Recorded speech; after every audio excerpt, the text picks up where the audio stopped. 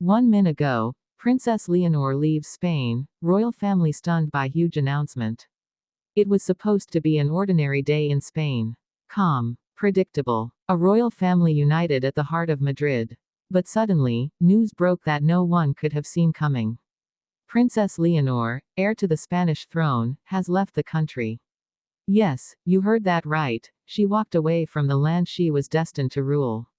And the palace, stunned. The nation, shaken. The entire world, speechless. But here's the truth no one expected: this isn't an ending. It's the beginning of a story far bigger, far more emotional, and far more shocking than anyone could have imagined. Why would the future Queen of Spain, carefully groomed for her role, suddenly leave it all behind? Was it love? Was it duty? Or was it something even deeper, something that speaks to the tension between family, freedom, and destiny? To answer that, we have to rewind. To see Leonor not as a figurehead, not as a symbol, but as a young woman, one raised under the weight of expectation, yet desperate to breathe her own air. From childhood, Leonor was trained for this life. Her every step, her every word, her every expression scrutinized by advisors, family, and the press. Her father, King Felipe VI, carried Spain through storms of political tension, scandal, and division. He believed in order, duty, and responsibility. Leonor absorbed all of this, but beneath her graceful composure, there was something stirring. Something restless. When she entered the military academy, many thought it was a sign of strength, of preparation to rule. But for Leonor, it was something more personal. A chance to test herself outside the palace walls.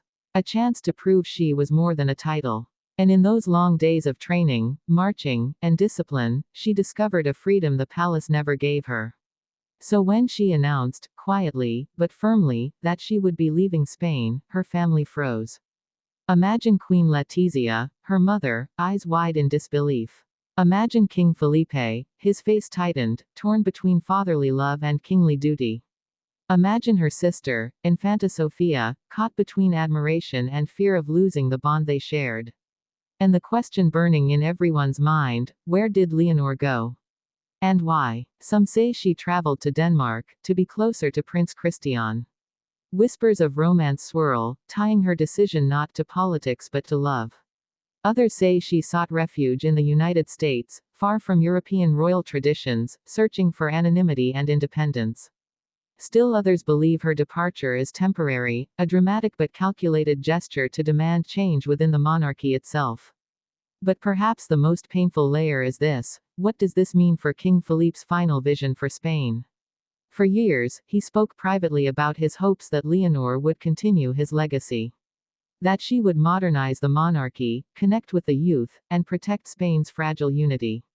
If she leaves, what happens to that dream? Let's imagine the palace tonight. Silence in the corridors. Advisors pacing nervously. Journalists swarming the gates. Supporters and critics of the crown locked in fierce debate. Is Leonor abandoning her people, or is she making the boldest statement of all, proving that the monarchy must adapt or collapse? This story forces us to confront something rare: the humanity of royalty. We see the headlines, the ceremonies, the perfect photographs. But behind them is a family, a father who may feel betrayed, a mother who may feel heartbroken, and a daughter who feels trapped. And yet, here's the twist: the more we understand Leonor's choice, the more it reflects Spain itself. A country pulled between tradition and change, between the weight of history and the hunger for freedom. Her departure is not just her story. It is Spain's story. Still, there's more. The announcement of her leaving did not come without a clue. Sources close to Zarzuela Palace revealed that Leonor left a letter for her parents.